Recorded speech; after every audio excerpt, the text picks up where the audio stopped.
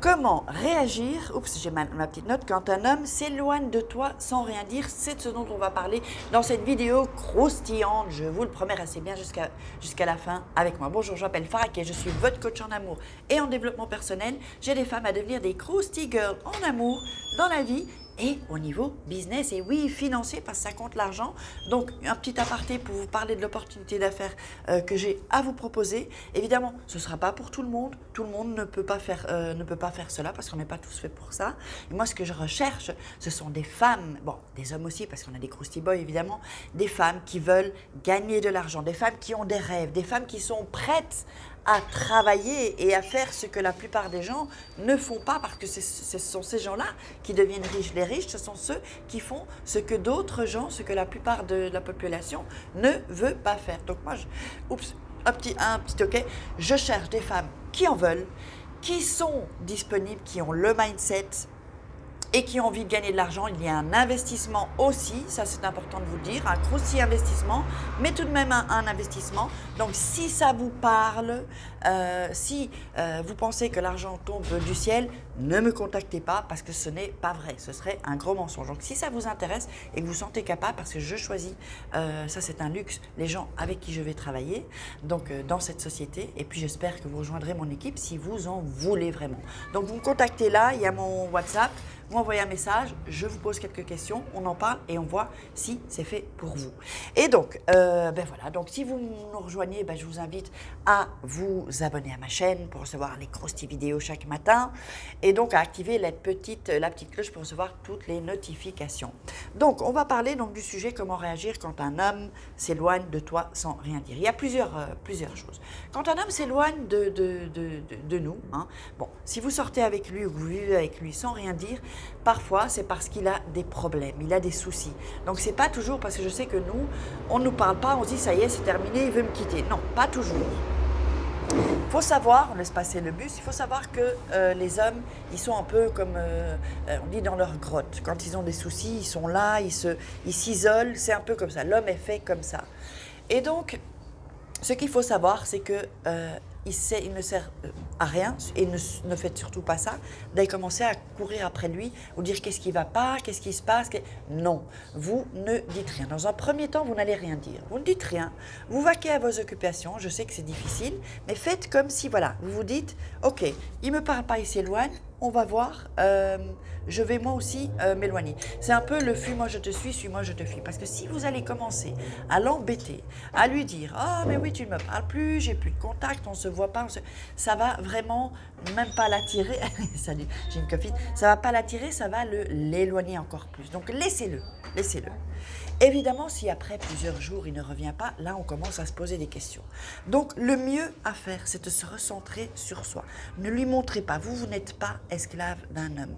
Vous n'êtes pas en dépendance affective. Ça ne peut plus être. Une dépendance affective, c'est-à-dire que tout ce qui se passe, si vous n'êtes pas bien avec lui, vous n'êtes pas bien vous-même. Non, vous devez être bien vous. Et ce ne sont pas les choses extérieures qui doivent faire que vous sentiez mal. Donc, il faut vraiment, à ce moment-là, c'est à ce moment-là qu'il faut vraiment faire boucher double, en fait. Et à ce moment-là, d'élever votre confiance en soi. D'ailleurs, j'ai un programme, c'est en bas dans la description, pour gagner en confiance en soi, qui est hyper top, où il y a donc c'est un programme où il y a des challenges jour après jour. Donc, c'est vraiment à ce moment-là, je sais qu'on a tendance à perdre confiance en soi, mais c'est à ce moment-là qu'il faut avoir plus confiance en soi, justement.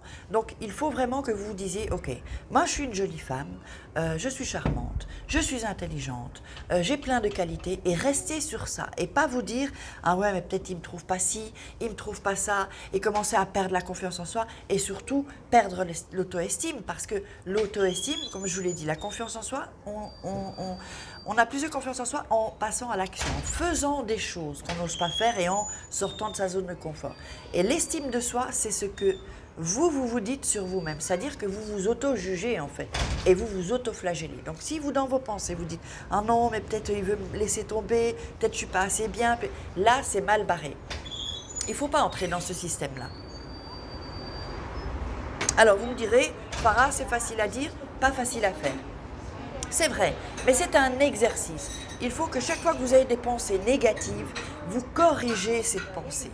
Par exemple, Putain, ouais, mais peut-être je suis trop moche pour lui.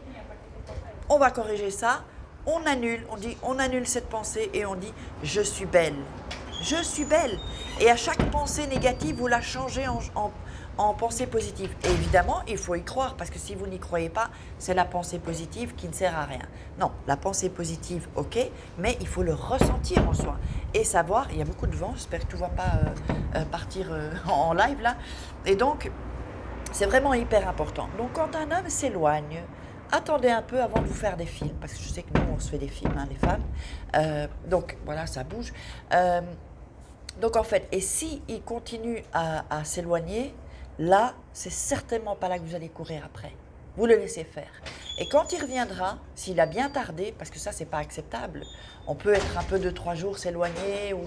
Là, à ce moment-là, vous pouvez dire, écoute, je ne sais pas ce qui se passe, ce serait bien qu'on ait une discussion et que tu me dises ce qui se passe. Et ensuite, lui dire, la prochaine fois qu'il se passe ça, si c'est quelque chose qui n'a rien à voir avec vous, il faut que tu m'en parles et que tu me le dises ça, ce comportement-là, je ne peux pas l'accepter parce que ça me fait du mal. Et donc, vous lui dites ça et donc la prochaine fois, il ne faudra pas qu'il recommence. Parce que s'il recommence, là, c'est qu'il n'y a pas de compréhension et là, c'est que vous commencez à souffrir. Or, avec une relation amoureuse, on n'est pas là pour avoir un homme et souffrir. Non, on est là pour un homme, ça doit être un plus, ça doit être un bonus, ça doit être un homme, c'est un luxe. Comme Cher, la chanteuse, dit, on n'a pas besoin d'un homme.